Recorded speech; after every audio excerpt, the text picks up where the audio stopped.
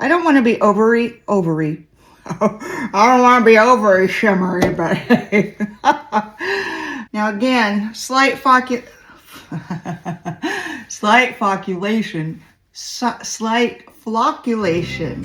Thank you for joining me today at CloudWatcher Creatives and Empowerment. Today we're going to be mixing paint, and I'm going to be going over some things and some tips that's going to help you mix better paint, have better flow. I'm going to be explaining some of the things that the advanced artists use called trace, and I'm going to put it in simple terms that I can understand, so hopefully it'll help you understand as well. This is a container that I kept from some green tea, and what I did is I'm reusing the container for my awesome flow mix that I created. And I'll put that up on the screen here. It includes things like Floetrol, GAC 800, Josanya. It's actually really quite good, and I love it. But today, that's not what we're doing. What we're doing today is the magic. Oh, it's heavy. It's heavy. This is 1 gallon of Floetrol. I have been researching, and some that I listened to, I'll post their names down below. I mean, it's a myriad of Olga Sobey, Tammy Anderson Art, Canella, so many more. Up until today, I have been doing so many different formulas, trying to get it right, because my goal is Dutch pour. And this is actually one of my first attempts. Now, granted, it has pretty colors in it, but to me, that's a fail. I still need to correct it and varnish it, but for what I want to do and for what I want to achieve, this is not sufficient for me. But why I keep it up there is a reminder where I started from, and to remind others that start where you are. It doesn't matter.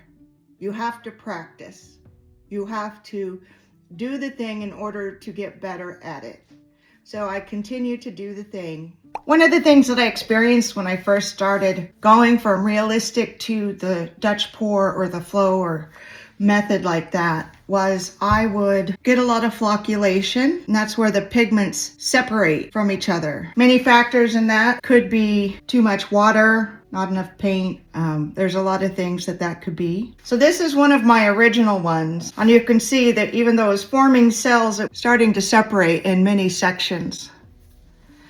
But this is now epoxied, and so I find it still of value because it's pretty. And then I started changing the consistency of my paints. This one was this week. Now again, slight flocculation.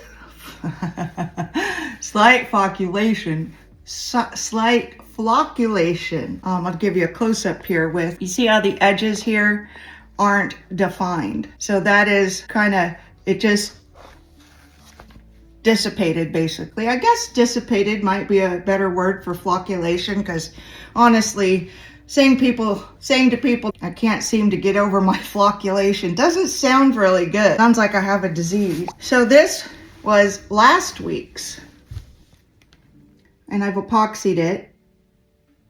So you see that it does get better with more practice and more learning. And to show you up close, there's a lot of shimmer in it. I don't know if you can see it. I'm trying to get it to you, but one thing I like to do is put shimmer in my painting. So this one is going to go up on my website, CloudWatcherCreatives.com. I'll put the information down below, but I did this one at the same time. I just love the colors, but yet still I didn't get done what I was trying to do. But again, it's pretty. Now this one's not been varnished. I don't know if you can see that clearly. Now this one did not turn out like I wanted it to, but to me it turned out so pretty. I call this one Supernova. Once I get it varnished, it's also going up on my website for sale. One thing that I was able to do was take a detailed, high quality picture of this, and I was able to put it on actually t-shirts, coffee mugs, anything, you name it. It's also up on my website. But if you ever like magnets, stickers, it's all on my website. You're gonna love it. Here's another close-up. I really love the depth and the interest in the dynamics. Again, didn't turn out like I wanted or planned, but this to me is awesome. And then the last one I did was night before last, and we'll see if we can put this one in the frame. I don't know if you noticed, but I'm going bigger. Now, this one did not turn out like I'd hoped either. However, the colors are pretty. Set it either way that you want. You know, even right there almost looks like a storm coming, you know? You can make it anything you want. That's what I love about the art that I've been doing. I'll post it on Facebook, and my friends will play the game of, what can you see in my art? And it's been really funny and awesome how everybody's participating.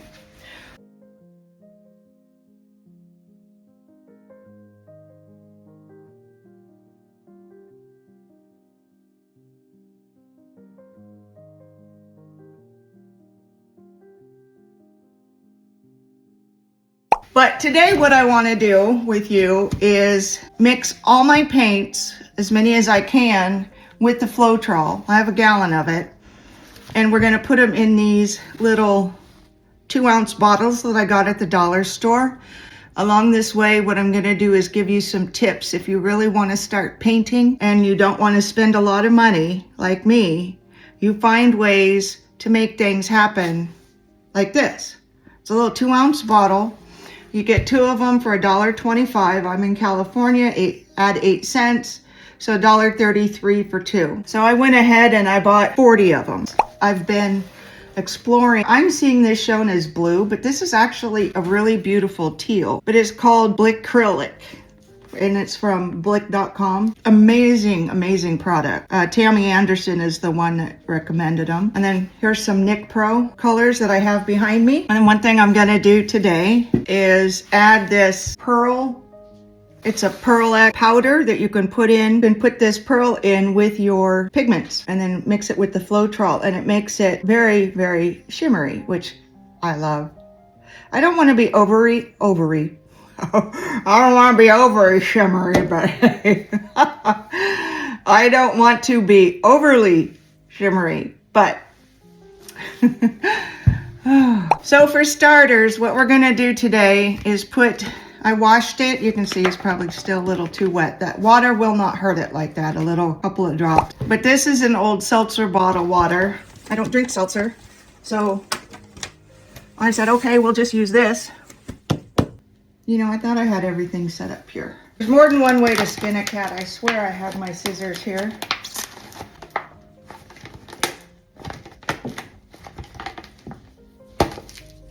Good Lord. That was an experience. So anyway, you're left with this container. We're going to be using a regular funnel. Now this is going to look weird, but sometimes when you don't hold on to things, they can go off. I'm just going to have that sit up there, hold the weight and keep it balanced. Again, if you're interested in saving money, these I use for paint mixing, and they're old tapioca from the store jars. I just wash them out, stick them through the dishwasher. So basically they're free and I'm saving the landfill. So oh God, that's horrible. Look at that. What we're gonna do first is shake it up best you can, because again, it's heavy. And that's actually the reason why I want to put it in this container, is because my arthritis is acting up lately and it's really hard for me to lift heavy things. My autoimmune. Although I am getting better, I'm not complaining, just letting you know why I go to this trouble. Now, one thing about this strainer, you're gonna go, why do you even have a strainer for your Floetrol? And many advise, and I have experienced this, use a strainer. You avoid the clumps, the gummy clumps that are in there. We're gonna go ahead and pour. Of course, I'll speed this up for you. Whoops. I'll speed this up for you in a time lapse.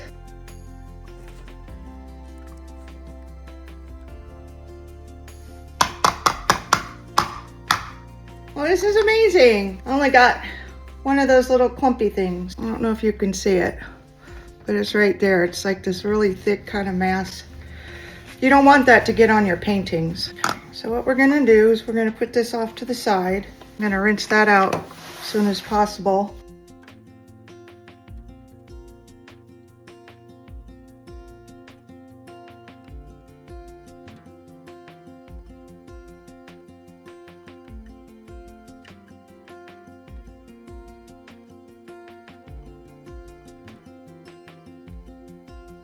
So that leaves half gallon in here, and I have half gallon in here. And this is going to be much easier to pour and maintain. And the more that I develop my skill set, the more paints that I'm using, the more options that I want instead of just, 5 basic colors. One thing to note, when you mix a color, if you were to mix a blue with the Floetrol, the colors are not going to be the same. Now this is not an exact representation, this is a mix, but it's almost like this where you see this nice blue color, think, oh, I want to use that nice contrasting color. But with the Floetrol, it ends up making it just a little bit lighter depending on how much Floetrol you use. But what I want to do today, now you're going to see all my lights on that one. Okay, so these are 2 ounces each. It's enough to fill these. So a couple things I want to point out. When you rinse anything that has acrylic paint or polymers in it, it's a latex polymer. You don't want to rinse this stuff down into your sink. You don't want to rinse any of your acrylic paints down the sink. I didn't find that out until I listened to a guy, Left Brain Artist, but he had a video, and I'll link it down below, where what he did is he got, 7, 10, 12, 30, the best ideas from his viewers about what not to do or wish I would have known when I started type things. And the one that stuck with me, because I'd been doing this with my realistic painting, I was just rinsing the brushes out in the sink. Not good. Because then actually it builds up and then you can't get it off. There's no enzymes technically, like you can go get an enzyme to drain your sink. There's no enzyme that would get any of the acrylic or polymer or the latex. It is what it is. Until I can do further research, that's where I'm at now. Unless you know different, tell me in the comments. But that's a tip I wanted to give you. What I do is I keep a bowl in my sink solely for anything acrylic. I swish, rinse, and then put on the counter. Once it gets built up, I go dump it outside in a place like over the rocks or something where there's no vegetation. So here is, for mixing, tip number 1. When you're mixing your acrylic paints, you can start off with a little bit of the Floetrol. You see how much that is? It's like nothing. And why is this important? This is important because when you put the paint in there, this is 2 tips in 1. You put the Floetrol in first instead of the paint, because if you put the paint down first, you're never going to get all the paint scraped off the bottom and incorporated. And then when and always peel the dried stuff off so it doesn't get in your paint. And then what you're going to do is you're going to put, Tammy Anderson calls it about a grape size. So just about that much, not too much at all. Stir sticks, I'm using a brand new one right now, but many times I just reuse what I have. I have a whole bunch of sticks that have been used and I'm reusing them. So you'll see how this mixes up. And none of it stuck to the bottom. Now the one thing you're going to want to do is scrape the edges best you can, get all the paint together. And now we have this beautiful burgundy color. So you'll see here that it's still pretty thick. I'm going to teach you about traces. It took me forever to learn traces. But now that your paint is mixed, the second part of that tip was only do a little bit of the Floetrol, then a grape size amount of paint, then mix it, because if you try to put that same grape size of paint in this much Floetrol, it's gonna get glubby, not gonna incorporate very well. It breaks apart and it's really not good at all. So be sure to do it this way. Even if it's extra time, that's okay, because you want to do it right and you want to work with product that works well for you. And what I'm going to do here is just leave a little bit of room for mixing and a little bit of room for water, because in doing the Dutch pour, and Olga Sobey talks about this, and I just watched another one of her videos. She talks about thick, medium, and thin paints, and she does a little demonstration, but you'll see that it starts mixing. You're still going to want to get that off the bottom and off the sides.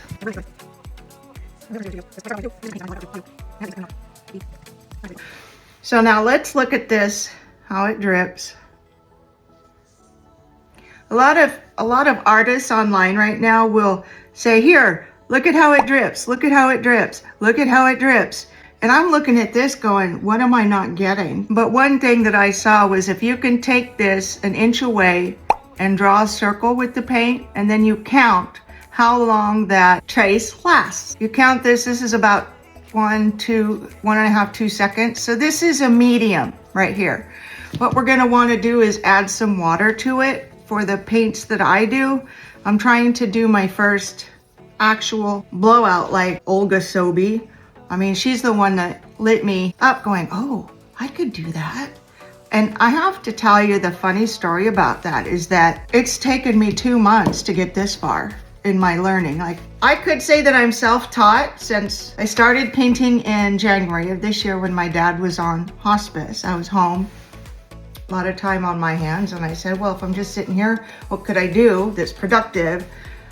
And so I started teaching myself painting. In the window, I have a lot of my realistic, like trees and clouds and oceans and waterfalls that they may be in future videos, but I've always watched Olga and people like her because I'm like, oh, I would so love to do that. I would love to do that. And then one day, a month before he passed, my dad, we were driving home and he looked at me and goes, you know, Sarah, you should really keep painting. Really? He says, yeah, you're really good at it. As in any parental-child relationship, there's been challenges throughout time, off and on. And for him to go out of his way to say that to me was tremendous. And this is, again, painting is my way of honoring him and also living my lifelong dream.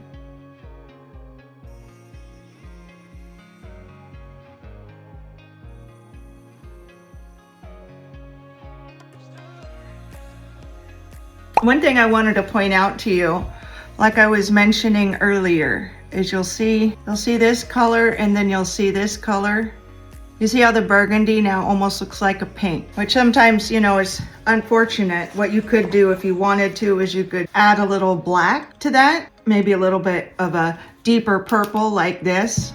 Right now, all I'm gonna do is add some pearl because I do want my burgundy to be a shimmery. And then you just slowly start stirring because again, this is a powder and you don't want to blow on it, sneeze on it, look at it wrong, or it will go everywhere. But this is Pearl X powdered pigments. This is micro pearl, versatile, deep luster, non-tarnishing, weather resistant, temp resistant, color fast. And I think the brand is Jacquard and it's 4 ounces, very reasonably priced. Let me give you the name. And once it is stirred in, again, always collect off the sides. Stir, stir, stir, stir from off and scrape from the sides because you want to get all that in there, especially if you paid money for it. Well, in my opinion. All right, so here we're gonna stir, stir, stir, stir, stir. Okay, and our trace, go in a circle, count how long the circle lasts from an inch away. It's almost perfect, actually. I'm trying to avoid water because my first half dozen paintings all flocculated because I used too much water. Everybody says, sure, use water. And it's not always easy, but once you understand it, it's like, oh, why didn't I get it before? So I'm here to help you get it before. You know, just explaining things in terms that are easily understandable. So let's get a little bit closer. You're 1 inch away, draw a circle. It's called trace. How long does it last on the surface before it disappears? So that's still about 1.5 seconds. So I'm gonna go get some water. I'm gonna have so much editing to do because I started preparing this for last night and I have 1 camera, 2 camera, 3 camera. I have my lights up so you can see what I'm doing. Forgot the water bottle, forgot my scissors, but hey, that's okay. I call it the HF factor. It's a gene, it's genetics. It's called the human factor. We all have it. And we're gonna go 1, 2, 3, and then stir it gently. And start in the center, kind of wiggle it. And then work your way out and start scraping because you want to incorporate all of the paint. And give it a good stir. Now let's see how long the trace lasts. You can always clean your stick off. We're gonna go.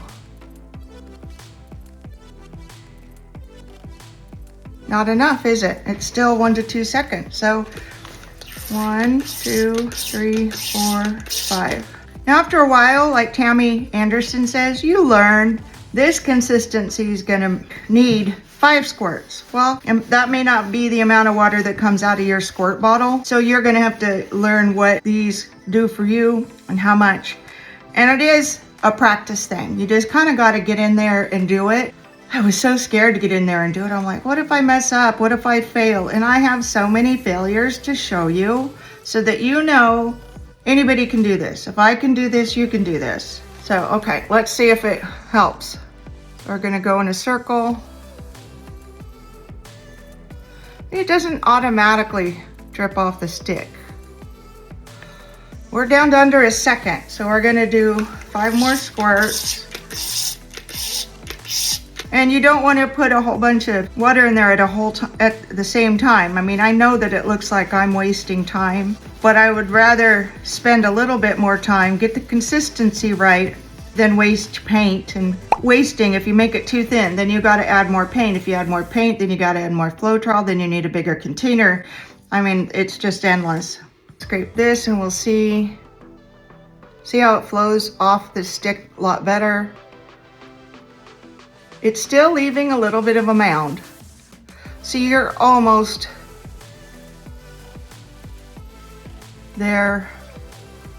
One thing I find, it's actually very soothing for me to mix paints. It takes my attention off of things that are on my mind that might be not so positive or, you know, exhausting or anything like that.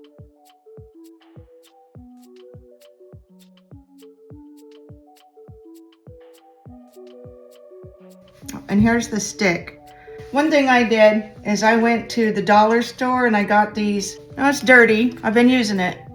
But this is like another $1.25. And it's just one of those things that you would put your spatula on when you're cooking. I was tired of cleaning up my paint mess.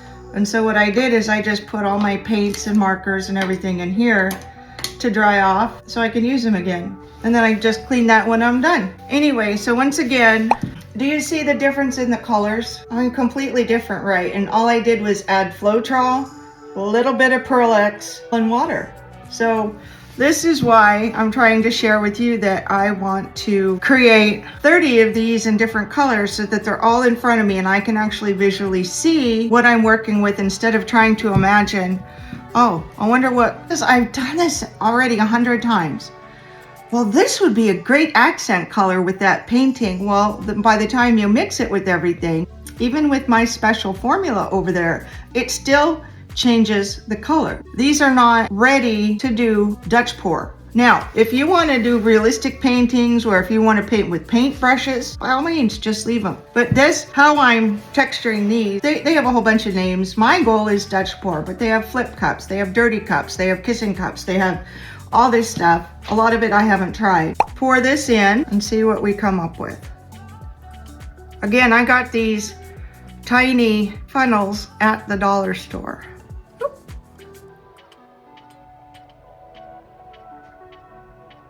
Whoops, here we go. Almost lost it. Wasn't paying attention. I was thinking about the dollar store. I freaking love the dollar store. It has saved me tons of money. I have this much left over, which is less than a quarter. So this is that press and seal. When I was first getting started, in order to avoid spending any money, I would put all my paint in these cups that my dad and I had been eating tapioca and chocolate pudding. And I just washed them out. Why go spend $30 to $50 on Amazon when you can just press and seal and then your paint stays, which also saves you money. You never want to leave your paint out because this will dry and you'll never be able to use it, and that's money down the drain. So what we're gonna do is we're just gonna cover it for now. See, make sure it's sealed, and then we can use it on our next opportunity.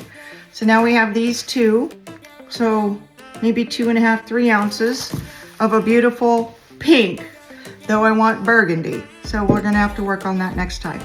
Anyway, what I'm gonna do is give you a bunch of me mixing paints so that you can see how it works. And I have mixing cups. This is not the only vat, but I thought I would just take you along with me. Thank you for spending time with me today. I hope you found it useful. Hope you found it informative. Hope you found it fun. And I look forward to seeing you next week, where we're gonna be talking about how all of this, creating things like these, really brings inner peace and helps your spirit heal. I know it seems crazy, right? I didn't understand it at first either, but after my dad died, the amount of grief that I experienced was deeper and more intense than any other that I've experienced. And I have experienced a lot in my life. But I can tell you that this has helped, and it can help you too. So that's it for today. Sending you much love today and every day. Bye for now.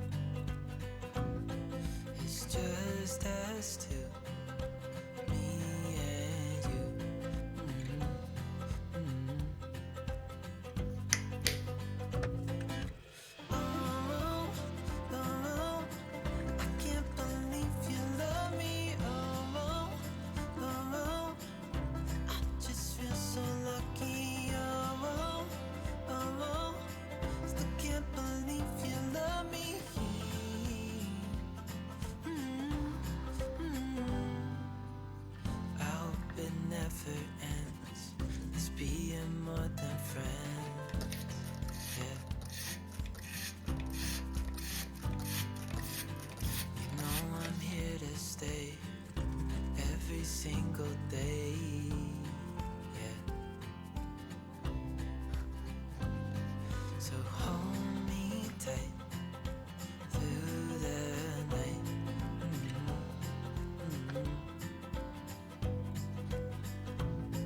It's just us two, me and you.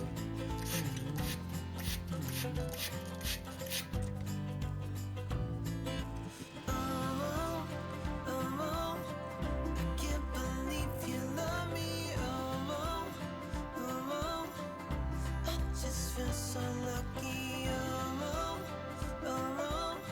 still can't believe you love me.